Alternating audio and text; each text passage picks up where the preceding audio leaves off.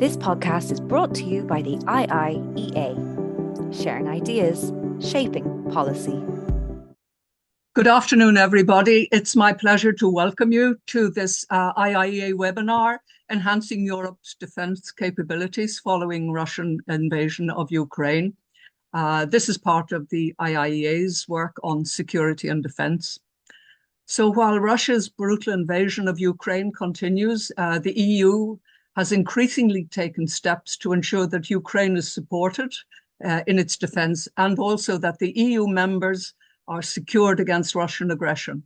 So against this background, the IIEA is delighted to be joined today by Dr. Jiří Šedivý, the Chief Executive of the European Defence Agency. The EDA is celebrating its 20th anniversary this year. And in fact, negotiations for the setting up of the agency took place during the Irish presidency of 2004, when 10 new members, including the Czech Republic, joined on the 1st of May. And as people will know, it supports the now 27 member states since Denmark joined last year in improving their defence capabilities through European cooperation and facilitating engagement in collaborative defence projects. So just a few notes before we go to Dr. Šedivy's presentation. He will speak to us for about 20 minutes or so, and then we will go to the question and answer with our audience. You will be able, as usual, to join the discussion using the Q&A function on Zoom on the screen. And please also feel free to send your questions in during the session as they occur to you. And we will come to them once Dr. Šedivý has finished his presentation. We would appreciate if you could identify yourself and also your affiliation. And please also note that today's presentation and Q&A are both on the record, and feel free to join the discussion on X using the handle @IIEA. Now let me formally introduce Dr. Šedivý. He has been the Chief Executive of the European Defence Agency since 2020. He has previously served as Deputy Defence Minister of the Czech Republic and as Defence Minister of the Czech Republic. He has been NATO Assistant Secretary General for Defence Policy and Planning and Permanent Representative of the Czech Republic to NATO from 2012 to 2019. He was also the Czech Special Representative for Resilience and New Threats at the Czech Ministry of Foreign Affairs in 2019 and 2020. Dr. Šedivý is a graduate of Charles University in Prague, where he completed a PhD in political science, and of King's College London, where he earned an MA in war studies. He was also actively engaged in university and lecturing work as well. So now, with that introduction, it's my pleasure to hand the floor over to you, Dr. Šedivý. Thank you very much, Madam. And good afternoon to everyone.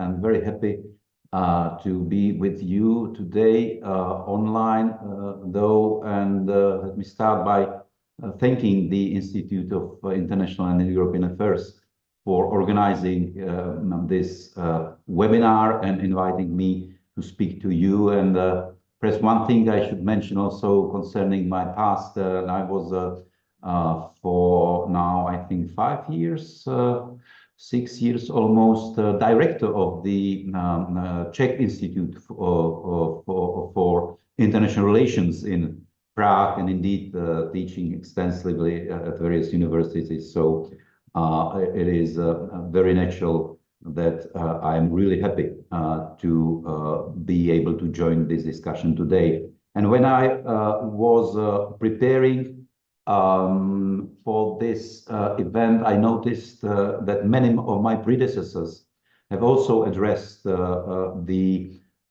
Institute of International European Affairs over the years, including the very first chief executive, Nick Whitney, and I think it was in 2005 already. And it is also always a pleasure to address Irish audience, so to speak. I was in Ireland previously in September last year, when I came to Dublin for a series of talks, including with ministers, industries, and I'm also happy to address you because the cooperation between EDA and Ireland has been growing. And since June, we also have an Irishman, former Irish Defence Forces Brigadier General Sean White, at one of our top most managerial function. He is the director of European Defence Agency's Industry, Synergies and Enablers Directorate. Now, I have been asked to speak to you about enhancing Europe's defense capabilities following Russia's invasion of Ukraine. And this is indeed an important topic that relates directly to the European Defence Agency's work. So thank you very much for proposing this topic. And as many of you, I believe, know, Russia's war of aggression against Ukraine has been a watershed defining moment for EU defense cooperation. Due to the pressure and demands that the war has created, the Union has taken unprecedented steps to improve its resilience and readiness in the area of defense, and indeed including the area of defense industry. Now, to give some examples, the EU has decided to use the European Peace Facility instrument to facilitate or provide to facilitate the provision of lethal weapons assistance to Ukraine, something really unprecedented. The EU budget money has been used to ramp up Europe's defense industrial production capacity for ammunition. And perhaps a third example, there is a growing support and a set of incentives concerning the joint procurement of above all now ammunition for member states, replenishment of stocks, and indeed for Ukraine proper. What I want to say is that the way in which the Union has responded to Russia's war of aggression against Ukraine has clearly showed how importantly the Union can contribute to Europe's security and resilience in a crisis. In a sense, you could say that Russia's actions against or Russia's aggression against Ukraine, but including actually against all of us, and mostly in terms of hybrid activities, that this all has forced the European Union defense to, so to speak, come to age. However, let me also underline that while Russia's aggression against Ukraine has undeniably affected Europe's thinking about our security and resilience, it is not the only reason why we need stronger EU defense cooperation. There are also others. First, Europe's own security environment, which is increasingly turbulent, unstable. In addition to Russia's ongoing war against Ukraine, there are also other conflicts in Europe's eastern and southern neighborhoods that can affect us very quickly and very directly. Second, revisionist powers escalating their calling into question the very foundations of the traditional rules-based international order, and indeed this rules-based international order has ensured a real degree of stability in international relations and security policy since the Second World War, even in most difficult times. And third, Europe is expected to take greater responsibility for its own security, both by its citizens and our partners. And we hear this message from across the Atlantic. And we know from recent polls that almost 90% of EU citizens support a common defense policy in the EU. So all in all, there is a strong demand for the EU to play a key role in Europe's security and defense. Now, dear colleagues, although EU defense cooperation has strengthened definitely since 2022, there is still more work to be done. And as a result, defense will remain a key priority also for the EU leaders, whether already in place or in incoming ones. In the short to medium term, the EU must focus on making the best use of what we already have, what the Union already has, especially those initiatives that have been launched since February 2022 and are already up and running. And I'm thinking especially of EU initiatives to help member states to replenish their stocks concerning military material, or indeed supporting Ukraine. And there is the EU's three-track approach for supporting Ukraine. Now, the European Defence Agency has, or we have our own fast-track initiative for the joint procurement of 155mm ammunition for heavy artillery. And there is also what I mentioned, the use of the European Peace Facility to finance or to compensate partially at least the provision of legal aid to Ukraine. Now, regarding EDA's our own fast-track initiative, we have so far signed 60 framework contracts with industry across Europe or European Union for that 155mm ammunition and or their components. And these framework contracts can be used and are used actually by member states, as I said, either to replenish their own stockpiles or to support Ukraine.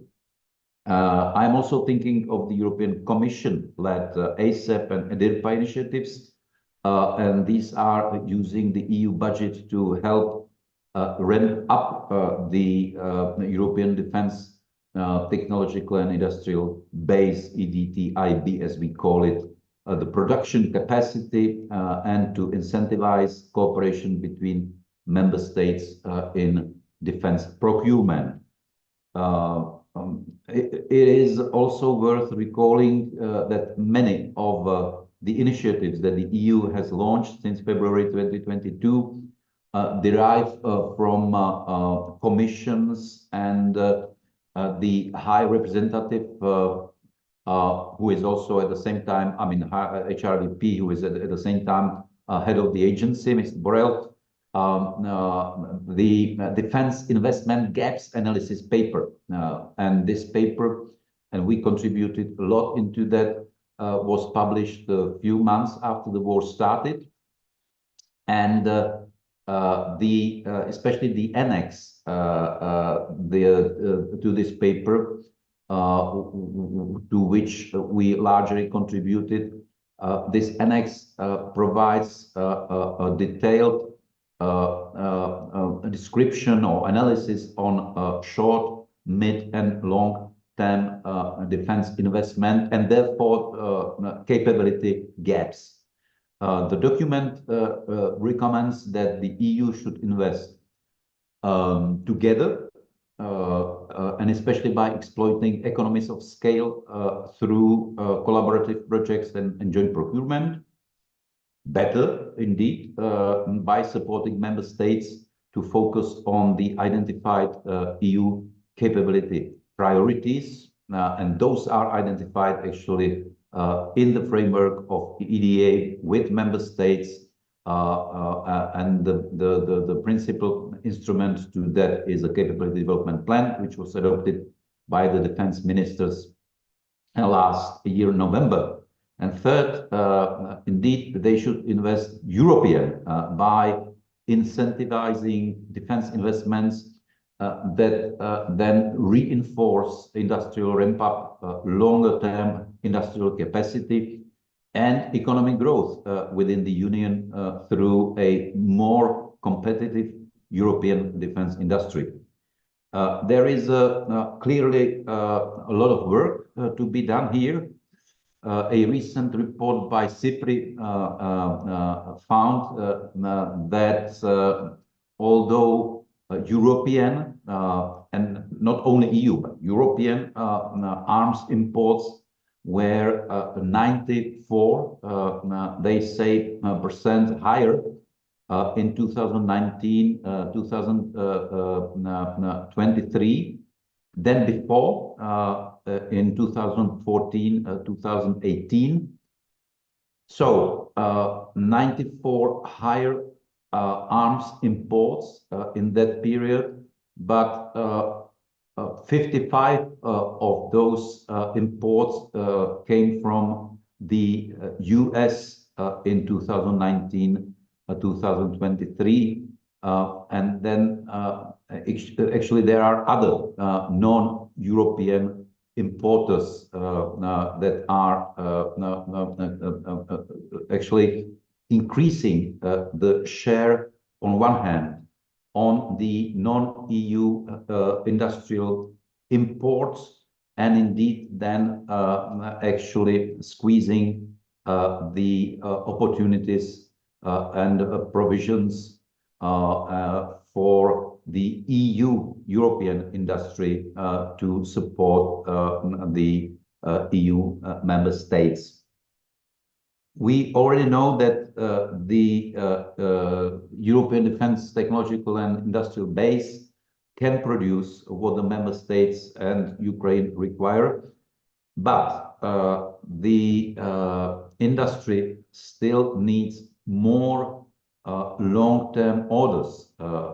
They need a strengthened supply chains and indeed enduring predictable political and financial commitments.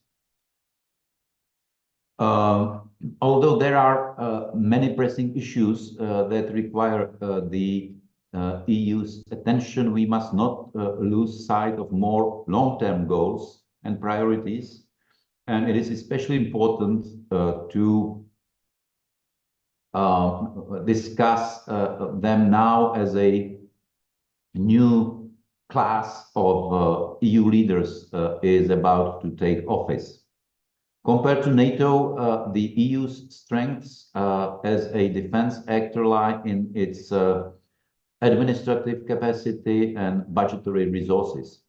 And this is why the Union can make a big difference in areas such as critical infrastructure, resilience, defense industrial cooperation, defense research, development, innovation, and indeed this should lead to capability development. These will also remain priorities for the new EU leadership, who will, among other things, implement the new European Defence Industrial Strategy and the European Defence Industry Programme Regulation once the Council and the European Parliament have finalized EDIP and approved it sometime in, I believe, during next year, hopefully early.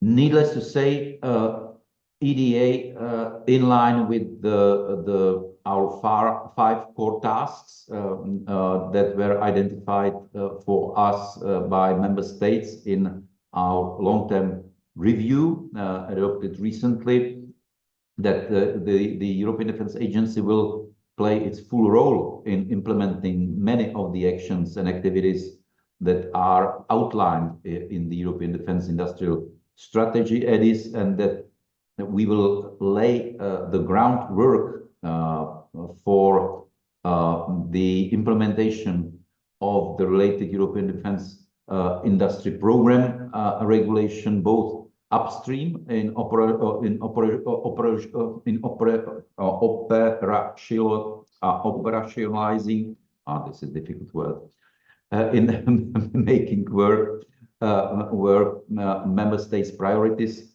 or transforming member states' priorities into concrete projects, including through, and this is also referred to in our long-term review, including through aggregating member states' demand and procuring on their behalf if they decide so.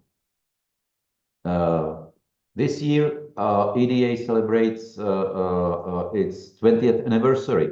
So I believe that we will continue to play a key role in strengthening European defense cooperation. Now, to give you an idea of what we can, what we have in mind,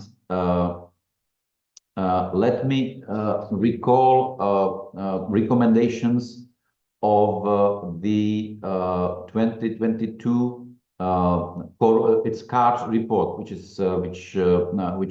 stays for Coordinated Annual Review on Defense report, which is actually based on consultations with the capitals, ministries of defense, which is mapping the requirements, investment ambitions and aims and needs, and then we put all this together into a comprehensive analysis, which provides both sort of a description of the landscape, who wants to do what, but also provides paths for collaborative solutions. Okay, so that's the Coordinated Annual Review on Defense. And now we are finalizing actually the current cycle, which will be submitted for approval to the member states and then defense ministers in November. But still, the findings of the 2022 report are very clear and relevant, and I will just mention some of them. First, we should repair, we call it repair the past, by sustaining European defense expenditure at a significant level to meet the EU's and member states' defense needs, and to close capability gaps. For instance, on strategic enablers. In practice, this means at least indeed 2% of GDP dedicated to defense, and a relevant proportion, which is a minimum of 20% of the defense budget to focus on modernization investments. So, and indeed, as we also see discussions in NATO, looks like, as they say, that 2% now, and they've got in NATO that defense investment commitment that is actually not a ceiling. Yeah, and there are more and more member states actually and allies investing more. So investing into defense, investing into modernization, investing in new capabilities. Now, we have seen 8 consecutive years of growth in EU member states' defense expenditure, and indeed it was triggered essentially by the first phase of the Russian aggression against Ukraine in 2014, annexation of Crimea and aggression against the eastern parts of Ukraine. Now in 2022, the latest year for which we have our data collected from member states, they spent a total of 240 billion euros in defense. 2023 was yet another year of growth, according to and it's not from our sources, but according to the IRSS, International Institute for Security Studies, member states aggregated defense spending grew by 6% between 22 and 23. So consistency and predictability of spending over time will be key. Now, I mentioned repairing the past, and also I mentioned the defense investment gap analysis. And what is important to realize also is that actually, besides what we called peace dividends in 1990s after the end of the Cold War, clearly there was a deep defense investment gap created as the consequence of the global financial and economic crisis. And if we look at the aggregated data in the EU context, so EU member states together, they returned back onto the level of defense spending of the year 2007, just the year before the crisis started. So they returned to that level only in that year 2022, okay? So you can imagine that actually there had been a huge defense investment gap that was then indeed projected into canceling capability development projects or moderating them or postponing them. So it's a huge sort of a debt with which we are still now coping. So what is important again is a consistency and predictability in defense of defense spending over time. This is crucial and key, not only I mean for the capability development as such and the national defense plans, but from our perspective also for the efforts to strengthen the resilience and capacity of the European defense industry. Now, so that was repairing the past, and we are very much in that, but at the same time, we should not forget about the future.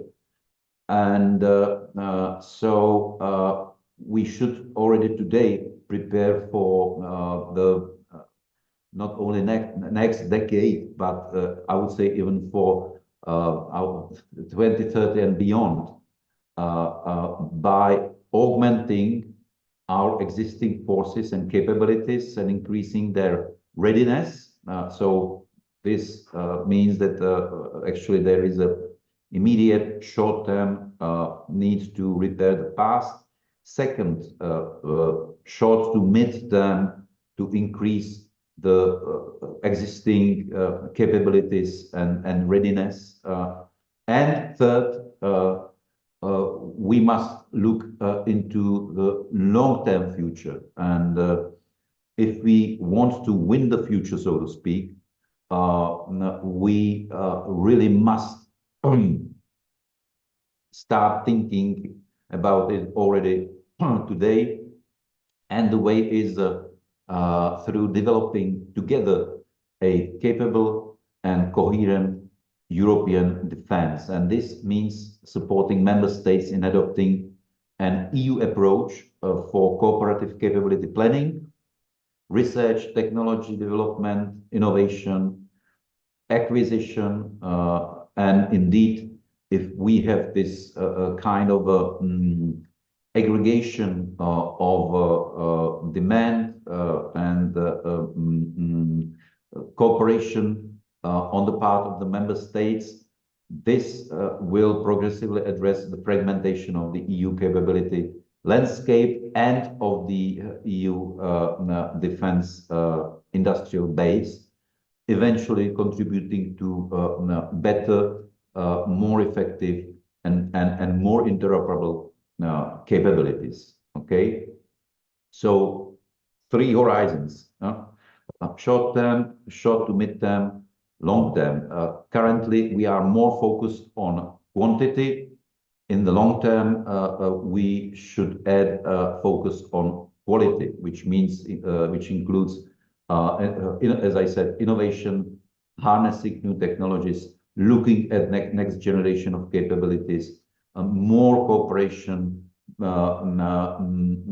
more innovation, and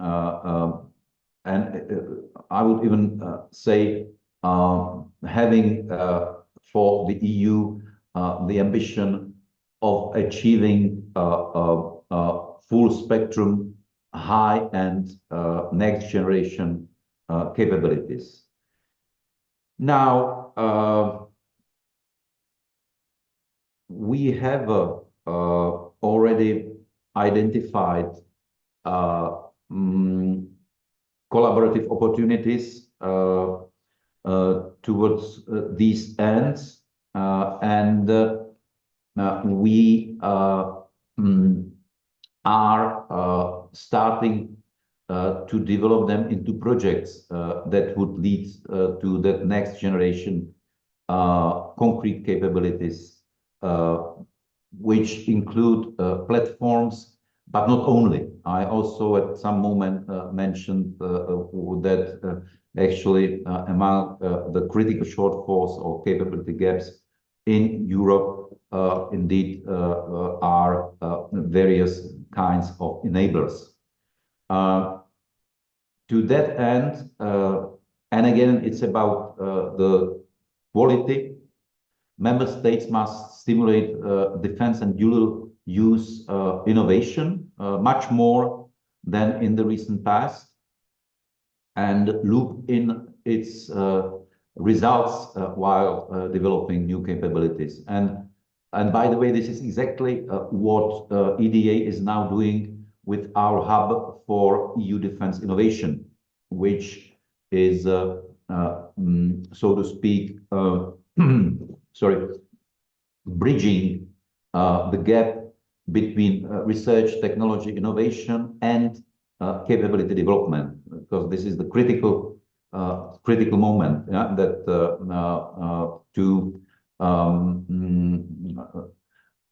to go through that, it is sometimes called death valley between an excellent innovative idea, but then to get it into the practice and to integrate it into capability development. But indeed, stimulating innovation also requires financial resources, which, as I said, unfortunately have been growing in recent years. At the same time, however, we urgently need to step up our efforts in this area even further. And I'm speaking about investments in research, technology, innovation. And just to have some idea or context, while the EU member states, and I'm speaking about the states, not the industry, but EU member states, ministries of defense, are expected to spend around 15 billion in US dollars in defense research development in this year. The US alone actually plans to spend close to $150 billion dollars. Yeah? And speaking about the DoD budget on research, development, innovation. Okay, so it's 15 billion, 150 billion.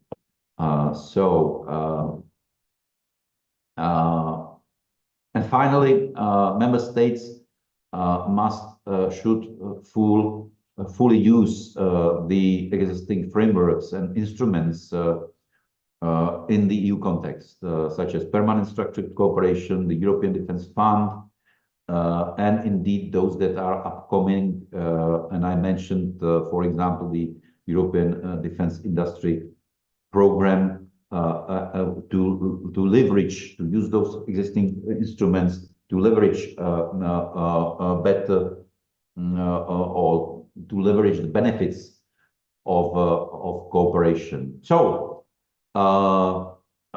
yeah, I'm perhaps over time a little bit, but anyway, as I mentioned earlier, so the character of EU defense cooperation has changed remarkably since its beginning in the 1990s.